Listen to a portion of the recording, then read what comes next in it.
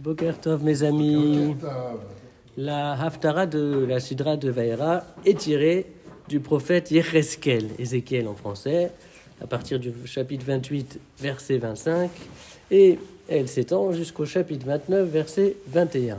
Lorsqu'on compare ce texte de la Haftara avec la Sidra de Vaïra, on se rend compte qu'il y a une double relation entre les deux passages.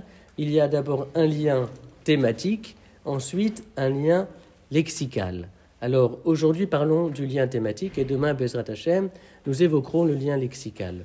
Le lien thématique, il est évident à la lecture de la Haftara puisque le texte commence par la promesse adressée au peuple juif du retour sur la terre promise et de la reconstruction du pays, un petit peu comme au début de la Sidra de Vaïra, où Hachem promet aux enfants d'Israël la libération et la délivrance.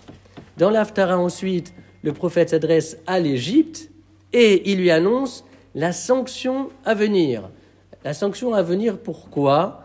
Pour avoir promis de l'aide au royaume de Yehuda dans son combat contre les Babyloniens et ne pas avoir tenu sa promesse. En effet, à l'époque, on est quelques années avant la destruction du premier Beth Amikdash, le royaume de Yehuda avait des difficultés avec les Babyloniens.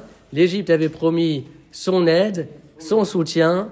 Eh bien, cette aide et ce soutien ne sont jamais venus.